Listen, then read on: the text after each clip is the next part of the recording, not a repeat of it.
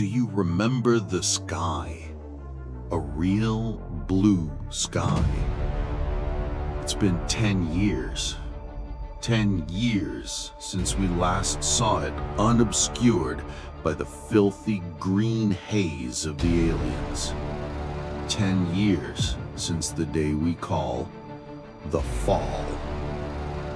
They didn't arrive with fire and fury. They came with silence and rain. The year was 2045. Denver, Colorado. Life was normal. People rushed to work. Kids played in the parks. No one looked at the sky, not until it changed color. At first, there were strange pinkish clouds that meteorologists couldn't explain. And then, it started to rain. It wasn't water. It was a thick crimson gel that clung to everything it touched. After a few hours, they began to emerge from that gel. We called them the Grols, bipedal amphibians about the height of a man, with damp, slimy skin and huge, black, lidless eyes. Their movements were unnaturally fast, and from their throats came a deafening low croak that seemed to vibrate in your very bones. Our weapons were useless. A Grol riddled with bullets would simply collapse into that same crimson gel, only to reform moments later. Our armies were routed. Cities fell, not in battle, but in a quiet, sticky invasion. The Grols didn't destroy everything. They changed it. They began to terraform Earth, turning it into a damp, swamp-like world suitable for them. Their spore clouds blotted out the sun, and alien, bioluminescent fungi began to sprout from the ruins of our cities. The war was over in a month. We lost. Now we live in the shadows, in abandoned subway tunnels, in dried-up canals, in the skeletons of buildings. We are the survivors. We are the resistance. In Chicago, we call ourselves the Ghosts. Deep beneath the ruins of downtown Chicago, in a derelict subway station, a few lamps flicker, powered by an old generator.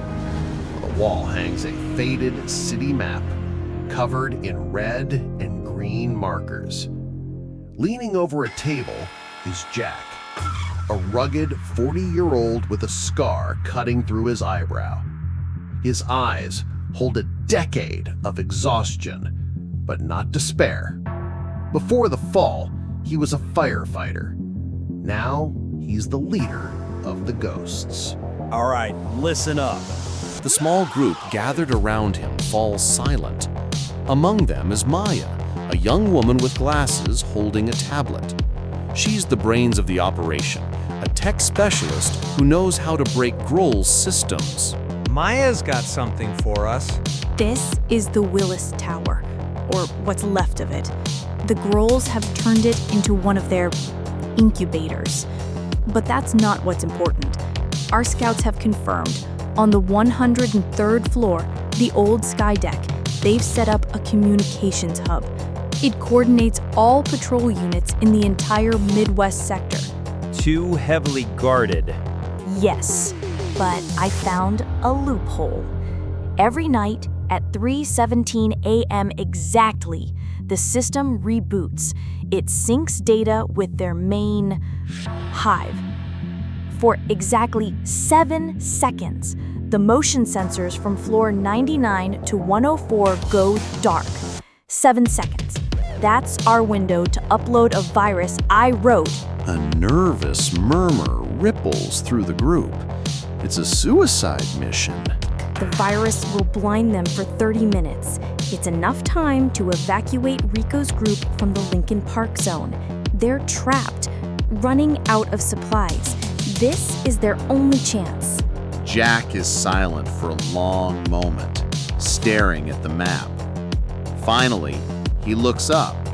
I'm going, and I need you, Maya. You're the only one who can interface with their terminal. The plan was insane, but it was the only one they had. Hours later, under the cover of night and a thick alien fog, Jack, Maya, and two other fighters, the silent giant Marcus and a nimble ex-thief named Carmen, slipped out onto the surface. The ruins of Chicago looked like another planet. Giant fungi glowed with an eerie green and violet light. Murky water flowed through the streets. The air smelled of ozone and decay. And everywhere, that low, guttural croaking of the Grols, a sound that made your skin crawl. They moved like phantoms through the shadows. The Willis Tower loomed ahead, a monolithic tombstone covered in pulsing Grol biostructures. The vents. That was their way in. The climb was hell. The ventilation shafts were slick with alien slime, and they could hear the Grols moving just beyond the metal walls. Finally, breathless, they reached the 99th floor. Maya checked her chronometer. 2 minutes until the reboot. They slipped into a corridor. Everything here was alien. The walls were covered in a pulsing biomass, and living cables snaked across the floor. In the distance, 2 Grol sentries stood guard at the entrance to the hub, their huge black eyes staring unblinking into the darkness. 10 seconds. Jack drew his knife. Marcus readied a crossbow bolt, tipped with a high-voltage charge. 3, 2, 1. Now. Marcus's bolt flew true, dropping one Grol without a sound. Jack lunged at the second. The fight was lightning fast and brutal. No gunshots, just the sickening thud of Jack's knife finding its mark. Maya, go! Maya rushed to the terminal, a strange, organic console that pulsed with an inner light. Her fingers flew across the glowing symbols. Almost. Got it. The virus is in. But as she pulled the data stick free, the terminal began to flash red and emit a deafening screech. This was wrong. What the hell is that? Overcome with panic. I don't know. This isn't an alarm. It's like we activated something. The system is sending a signal, but not to the hive. It's sending a signal up into space. Suddenly, the entire building shuddered. A terrible grinding sound echoed from above, as if something gigantic was waking up.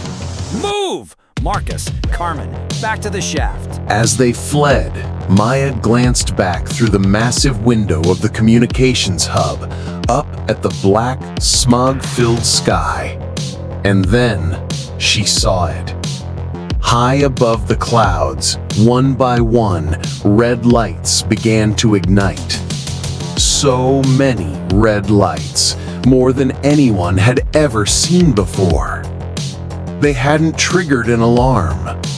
They had sent a message that said they are still here. They are still fighting. And something out there in the darkness between the stars had just heard it. Now the Grols know we're not just surviving. They know we're fighting back. And the real response is on its way. The hunt is on.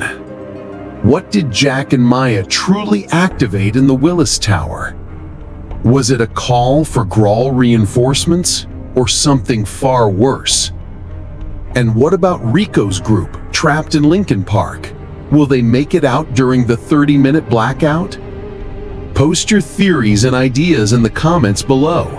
We read all of them, and the best ideas might just become part of the story. If you want to find out what happens next, subscribe to our channel and hit that notification bell so you don't miss the next chapter. Thank you for listening. Until next time. Stay in the shadows.